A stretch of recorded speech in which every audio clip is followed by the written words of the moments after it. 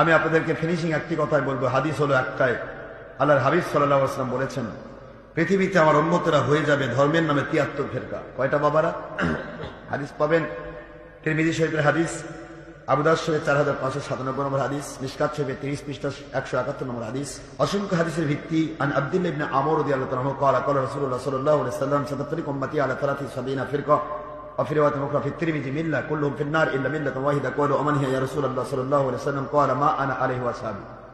হুজুর সাল্লাল্লাহু আলাইহি ওয়াসাল্লাম বলেছেন, আমার উম্মতেরা অচিরেই ৭৩ ফিরকা হয়ে যাবে, ৭২ ফিরকা হবে জাহান্নামী। কারণ তাদের ইসলাম মানার উপরের লেভেলটা থাকবে, কিন্তু ভিতরে তাদের সিস্টেম রক্ষা হবে শুধু দল আর দুনিয়ার স্বার্থ। এই জন্য ৭২ ফিরকা জাহান্নামী, একটি ফেরকা জান্নাতি। কয়টা বাবারা?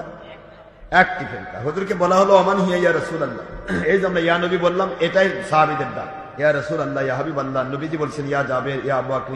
আল্লাহর নবীও ইয়া নবী ইয়া বলে ডাকতেন, আর নবীজিকে সাহাবায়ে কেমন ইয়া বলে ডাকতেন। আমরাও কিন্তু ইয়া নবী বলেই ডাকলাম নাকি? তো আল্লাহর হাবিব সাল্লাল্লাহু আলাইহি ওয়াসাল্লামকে বলা হলো ওমান হিয়া ইয়া রাসূলুল্লাহ সাল্লাল্লাহু আলাইহি ওয়াসাল্লাম, ইয়া রাসূলুল্লাহ কোন দল কি জান্নাতি? হুজুর বললেন মা আনা আহলে সুন্নাত। মা আনা মানে আহলে সুন্নাত ওয়াল জামাত। মা আনা মানে হলো আহলে সুন্নাত, ও আসহাবি মানে ওয়াল জামাত। আহলে সুন্নাত ওয়াল জামাত, এই আহলে সুন্নাত ওয়াল জামাতের বাইরে কোন দলই হক নয়। কথা বলছেন না কেন?